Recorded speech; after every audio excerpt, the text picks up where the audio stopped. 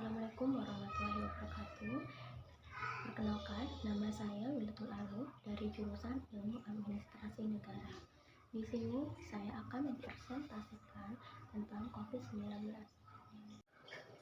Severe Acute Respiratory Syndrome Coronavirus 2 SARS-CoV-2 atau yang lebih dikenal dengan nama virus corona adalah jenis baru dari coronavirus yang menular ke manusia. Infeksi virus corona yang disebut COVID-19 coronavirus disease 2019 pertama kali ditemukan di kota Wuhan, China pada akhir Desember 2019.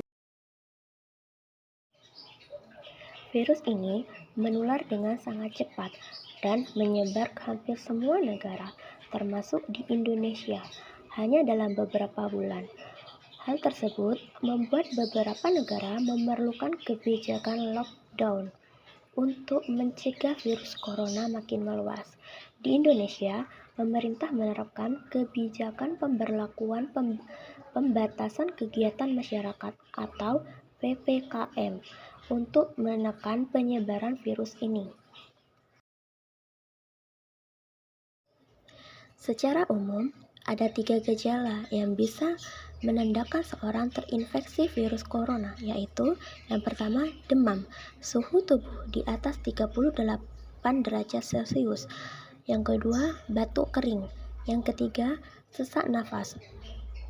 Ada juga beberapa gejala lain yang juga bisa muncul pada infeksi virus corona meskipun lebih jarang, yaitu yang pertama, diare, yang kedua, sakit kepala, yang ketiga, konjungtivitis, yang keempat, hilangnya kemampuan mengecap rasa, yang kelima, hilangnya kemampuan untuk mencium bau atau anosmia. Penularan COVID-19. Seseorang dapat tertular COVID-19 melalui berbagai cara, yaitu yang pertama, melakukan kontak jarak dekat dengan penderita COVID-19. Yang kedua, tidak sengaja menghirup percikan ludah atau droplet yang keluar saat penderita COVID-19 batuk atau bersin. Yang ketiga,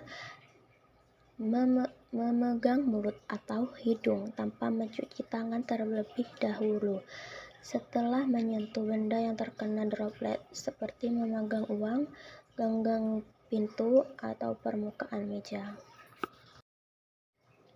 Virus corona dapat menginfeksi siapa saja, tetapi efeknya akan lebih berbahaya atau bahkan fatal bila terjadi pada orang lanjut usia, ibu hamil, orang yang memiliki penyakit tertentu, dan orang yang memiliki daya tahan tubuh yang lemah.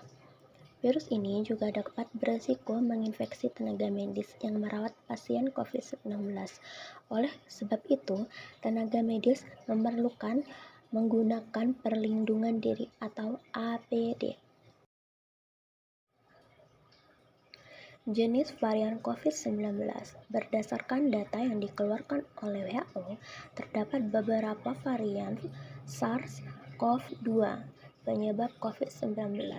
Jenis varian tersebut yaitu yang pertama, varian Alpha yang pertama kali ditemukan di Inggris pada September 2020.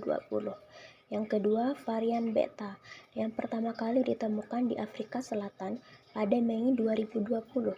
Yang ketiga, varian Gamma yang pertama kali ditemukan di Brazil pada November 2020. Yang keempat, varian Delta yang pertama kali ditemukan di India pada Oktober 2020. Dan yang kelima, varian Omicron yang pertama kali ditemukan di beberapa negara pada November 2021. Diagnosa medis. Guna memastikan diagnosa medis, dokter akan melakukan beberapa pemeriksaan, yaitu yang pertama, rapid test untuk mendeteksi antibodi yang diproduksi oleh tubuh dalam melawan virus corona.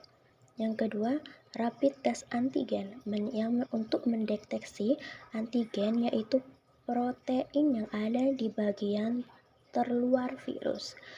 Yang ketiga, Swab tes antigen atau PCR untuk mendeteksi virus corona di dalam lapisan hidung.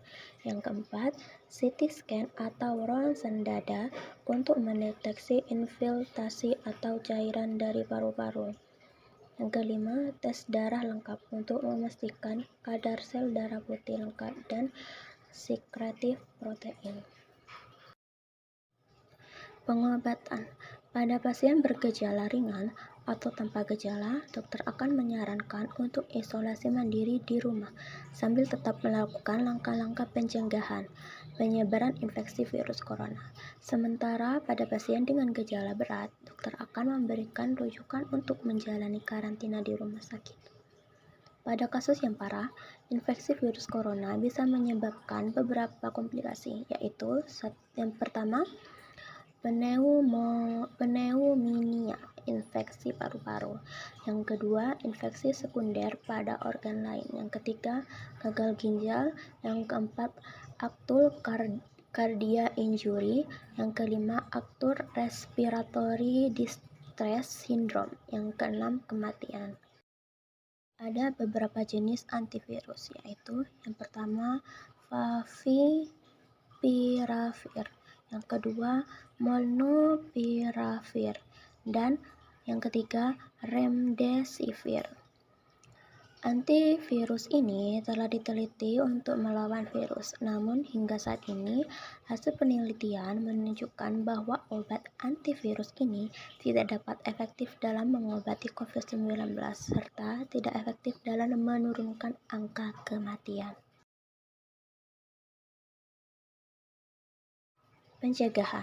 Pencegahannya yaitu vaksinasi.